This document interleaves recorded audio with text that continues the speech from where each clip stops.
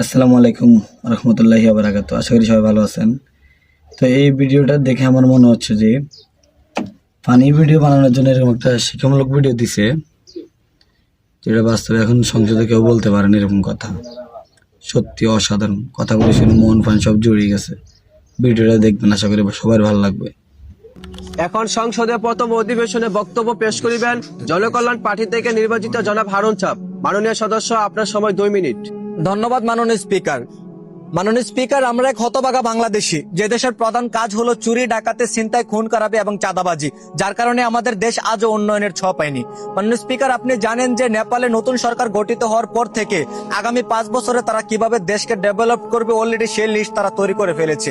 কিন্তু গত 3 মাস ধরে আমাদের সংসদে দেশের কথা না ভাবে, দেশের উন্নয়নের কথা চিন্তা না করে নিজেদের মধ্যে যুদ্ধ লেগে আছে। মাননীয় স্পিকার, দেশের জঘন্যতম পরিস্থিতিতে সাধারণ জনগণেরা কর্মকর সংসার চালাতে হিমশিম খাচ্ছে। মাননীয় স্পিকার, স্কুল কলেজ এবং মাদ্রাসা যাওয়ার পথও রক্ষা নেই মেয়েদের, দর্শন অবিচার অলিক্ষণ প্রতিনিয়তই ঘটে যাচ্ছে, কিন্তু তার প্রতিবাদ নেই। মাননীয় স্পিকার, দেশের সাধারণ কৃষকরা এই গুরুত্বপূর্ণ ফসল উত্তোলনের সময়ে ঝড়ের কবলে পড়ে সর্বহারা হয়েছে। মাননীয় স্পিকার, কিন্তু তাদের কথা আমাদের বাবার মতো সময় কই।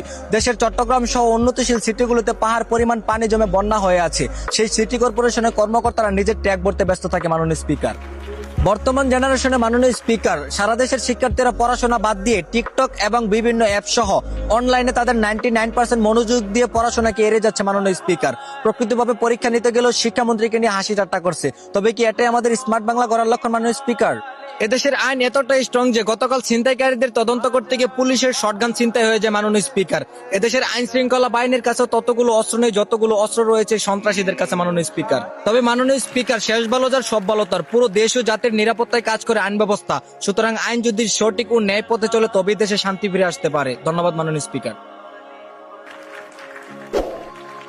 এখন সংসদের দ্বিতীয় অধিবেশনে বক্তব্য পেশ করিবেন মোহাম্মদ দুলাল। মাননীয় সদস্য, আপনার সময় 6 মিনিট। ধন্যবাদ মাননীয় স্পিকার। মাননীয় স্পিকার, অতি দুঃখের সাথে আমি একটা কথাই বলতে চাই, জনগণের ভোটের মাধ্যমে আজকে আমরা এই পর্যায়ে অর্থাৎ সংসদে আসতে পেরেছি। মাননীয় স্পিকার, ফ্যাসিস্ট আমলে ফেসিবাদীদের মতো রাতে ভোট মেরে এখানে আসি নাই। মাননীয় স্পিকার, বিগত 3 মাস হয়ে গেল আমরা নির্বাচিত হলাম, কিন্তু এখনো জনগণের সুখ শান্তি আশা আকাঙ্ক্ষা ফিরিয়ে দিতে পারেনি। মাননীয় স্পিকার, কারণ নিজেদের ঘরের সমস্যা অর্থাৎ সংসদের সমস্যাই সমাধান করতে পারি না আমরা, তাহলে বাইরের সমস্যা কিভাবে সমাধান করবো আমরা? মাননীয় স্পিকার, আমরা যারা এই সংসদে বসে আছি তাদের মধ্যে কেউ অশিক্ষিত বা জ্ঞান শূন্য নয়, প্রত্যেকটা মানুষ স্মার্ট, শিক্ষিত এবং জ্ঞানী ব্যক্তি। মাননীয় স্পিকার, মাননীয় স্পিকার, এত জ্ঞান থাকার পরও আমরা দেশের উন্নয়নের কথা চিন্তা না করে একে অপরের পিছনে আঙুল ঠেকাতে ব্যস্ত থাকি। মাননীয় স্পিকার, গোটা দেশ তাকিয়ে আছে আমাদের এই সংসদের দিকে। মাননীয় স্পিকার, কখন দেশ সংবিধান অনুযায়ী চলবে, কখন দেশে উন্নয়ন ও শান্তি ফিরে আসবে। মাননীয় স্পিকার, কিন্তু